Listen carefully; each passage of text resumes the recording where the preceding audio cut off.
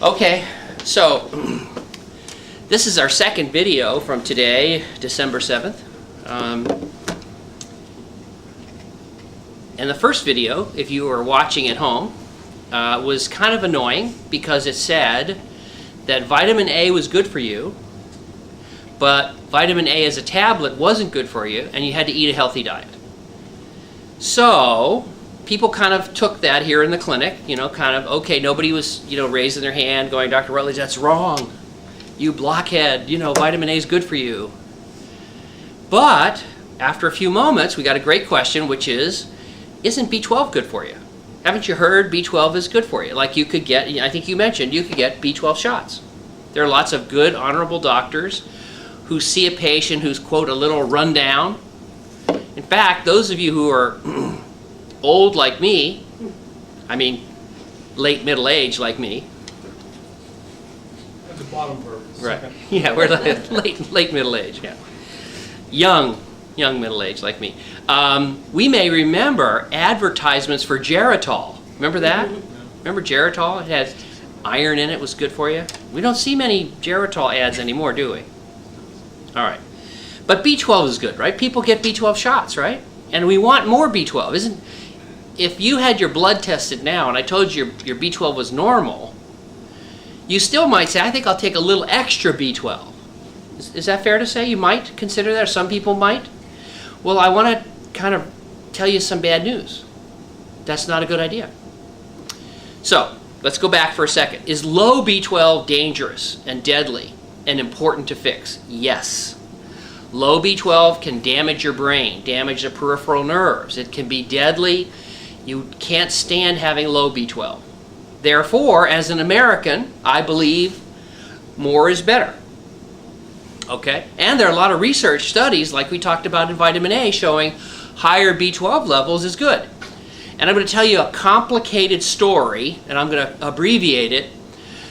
But basically, the number one killer in the United States for us middle-aged men and women is heart attack and stroke, hardening of the arteries, or cerebrovascular disease. Okay? And people have found a chemical in your blood called homocysteine. And when homocysteine is up, you get higher cholesterol, more hardening of the arteries, more narrowing in the arteries, more heart attack, stroke, and death. So homocysteine high is bad. Plus, B12, folate, and B6 help metabolize homocysteine and lower levels of homocysteine. And high levels of B12 and folate and B6 in your blood means less heart attack and stroke and less cerebrovascular disease. And so doesn't it make perfect sense to take extra folate, B12, and B6? Doesn't that make sense? So they did it. They took a group of patients, particularly diabetics, who had advanced vascular disease being damaged by homocysteine and cholesterol to the kidneys. And again, they did controlled prospective randomized trial, which was just published this past summer. Half of the group got lots of folate, extra B12, extra B6, and they measured their blood, and they took the PET pills. They could tell that their B12 level went up in their blood, their folate went up in their blood, and their homocysteine went down. And at the end of 1 year, which group did better?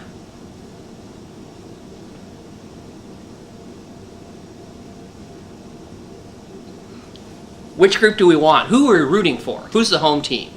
The vitamin group, right? Go, go.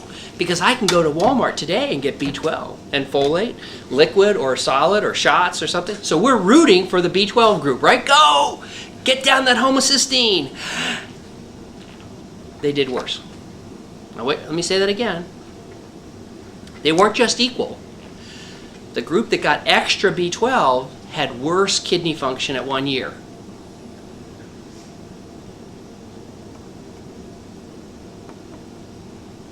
I know, you think I misspoke. Let me say it again. So go back to your question. Should you take liquid or solid or tablets of B12? What's the answer? don't take extra B12. The diabetics with cerebrovascular, renovascular, cardiovascular disease who got extra B12, folate, and B6. B12, folate, and B6. These are just plain old everyday B vitamins. Aren't B vitamins good for us? In this study, no. They actually did worse. Do you want to take high doses of supplemental B12? In my opinion, the research says no. Do you want to eat a healthy diet?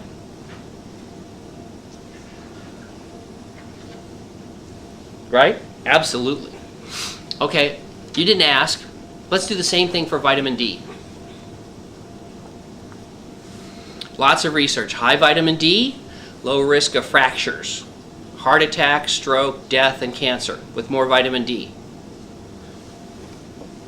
Osteoporosis, weak bones, more vitamin D, less hip fractures, osteoporosis.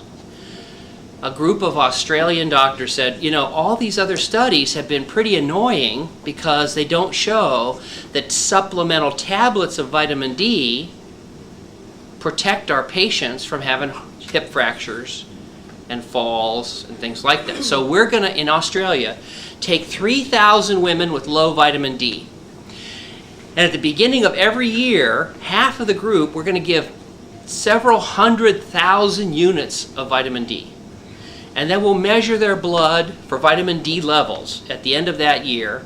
And 3 years later, they compared, they opened up and saw who was taking a vitamin D tablet and who was taking a sugar pill.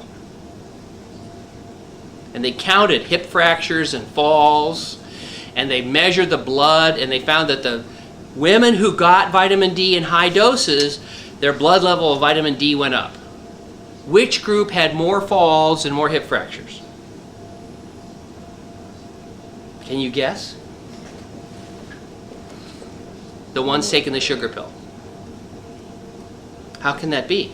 Isn't vitamin D important in building it? Isn't vitamin D important? Isn't vitamin D good? Where do we get vitamin D? From the sun. Okay.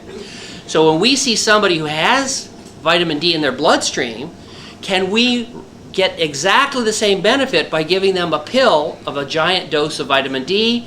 According to the potential research, I don't think so. On the other hand, should we go out and be outdoors and in the sun?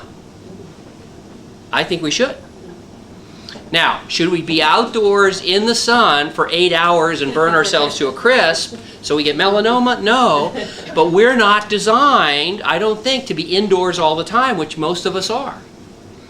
So what the latest recommendation, so you can be out in the sun but not have the dermatologist yell at you, is go out every day for 20 to 30 minutes as unclothed as is reasonable with local ordinances and good health and outdoors. Not only that, there's something that happens. It might not be the sun outdoors. It might be that you went out. So going out, so get out. And you can't, I know it's inconvenient. Okay? I know it's inconvenient. You're working, stopping work and going out for a half-hour walk. Can you do that in your job?